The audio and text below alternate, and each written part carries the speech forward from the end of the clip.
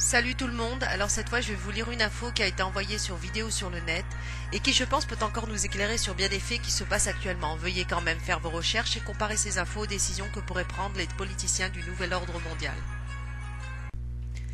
Je vous lis donc l'info qui suit. Des contacts de Darna TV, seule la même qui nous avait communiqué l'information de la fuite imminente de Ben Ali et que nous avions publiée dès 15 heures le vendredi 14 janvier 2011 sur la page Facebook Algérienne Son, nous ont câblé aujourd'hui dimanche 16 janvier 2011 à 17h19 une information qui revêt une importance capitale sur l'avenir immédiat de notre patrie. D'importants flux de capitaux algériens sont signalés depuis quelques jours depuis l'Europe vers les paradis fiscaux, Hong Kong et Macao, tandis que d'autres flux non moins importants transitent depuis l'Europe vers les États-Unis. Nous tenons ces infos d'analystes financiers extrêmement au fait des flux financiers et disposant à leur tour d'autres sources d'informations pouvant monitorer certains flux d'argent frauduleux. Cas de si extraordinaire cette information puisqu'elle est de notre notoriété publique que les généraux algériens et leurs caporaux civils ont de tout temps détourné des milliards des caisses du trésor public. Cette information est d'une importance capitale du fait que Point 1.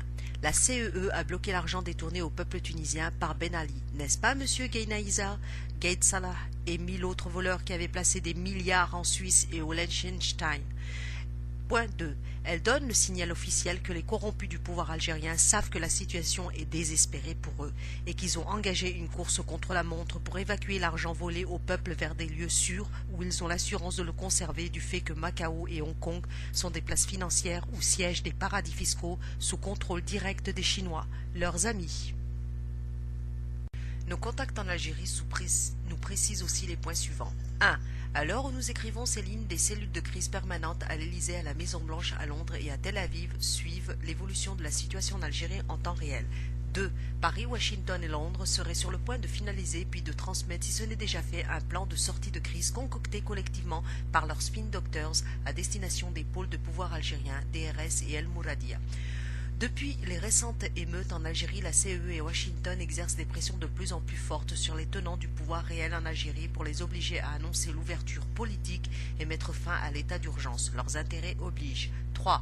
Le DRS songerait à un coup d'état médical à la Bourguiba pour mettre fin aux fonctions de Bouteflika à la magistrature suprême. Le candidat que s'apprêtait à choisir le DRS serait un homme au profil propre, c'est-à-dire non touché par la corruption, non éclaboussé par les affaires et qui n'aurait pas les mains tachées de sang. 4. Bouteflika est à connaissance du plan du DRS, il fait résistance malgré son état de santé, il ne veut pas en entendre parler. Bien plus grave et qui risque de créer un clash entre clans au pouvoir, il menace de divulguer toutes les informations compromettantes sur les chefs du DRS. Génocide, disparition, corruption, base US en Algérie, Tibérine, Missili, Sonatrach.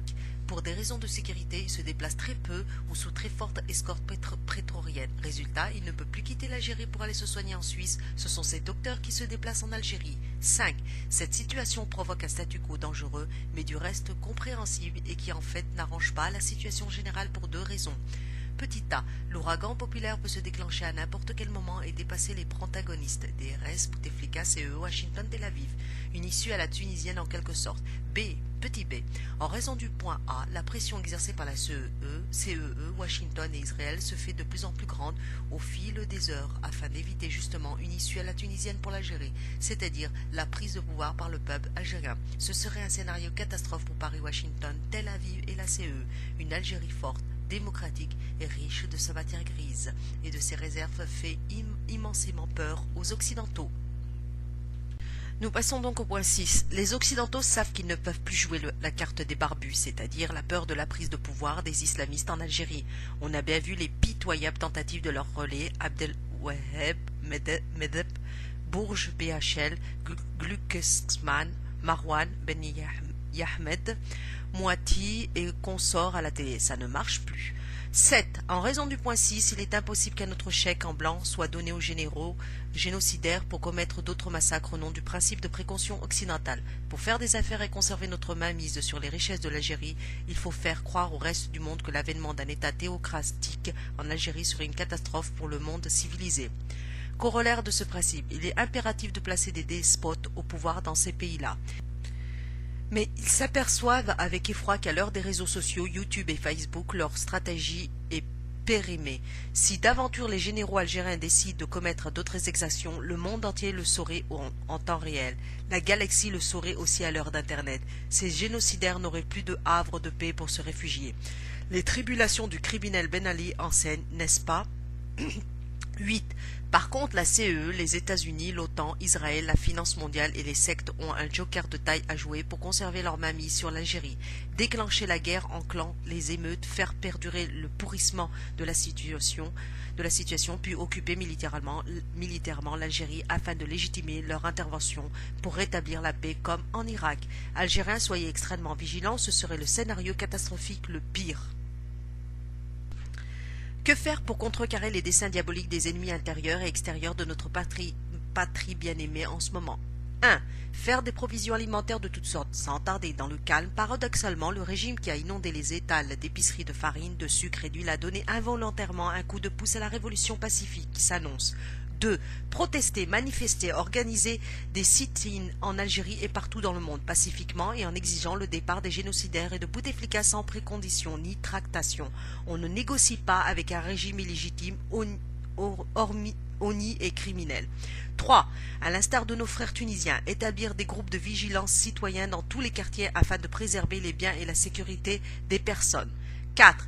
Les syndicats autonomes, les citoyens, les lycéens, les travailleurs et les fonctionnaires doivent cesser de se cantonner derrière des revendications corporatistes, chacun pour soi. Seule revendication, seul mot d'ordre à destination du pouvoir. Partez, partez maintenant, le pouvoir au peuple. Il faudra refuser toute solution de compromis émanant des tenants du pouvoir à connotation Ben Alienne, désormais mise au mur par son peuple du type « Je vous ai compris, je vais vous donner la liberté ». Non, non, non, ce pouvoir honni et meurtrier ne doit plus exister. 49 ans de dictature, ça suffit. Seule direction possible pour les génocidaires, le tribunal du peuple algérien. 5. Restez vigilants. Nos sources nous confirment que des groupes dormants de type Gladio au service des génocidaires du DRS et de leurs alliés extérieurs sont déjà opérationnels, à défaut de massacres qu'ils ne peuvent plus commettre en se déguisant en Afghans. Ils ont pour mission d'exfiltrer leurs amis dès l'explosion populaire comme c'est le cas actuellement en Tunisie. 6. Enfin, et c'est peut-être la phase la plus importante, restez constamment vigilants afin d'éviter que les pions de la finance mondiale du FMI et des sectes qui sont les véritables maîtres de l'Algérie actuelle, à peine éjectés par la porte, ne reviennent par la fenêtre. Sur la foi et sur l'honneur, Tahia El Jazair, signé Algérienne Son et l'équipe de Darna Télévision. Merci pour votre attention, je vous souhaite à toutes et à tous bon courage.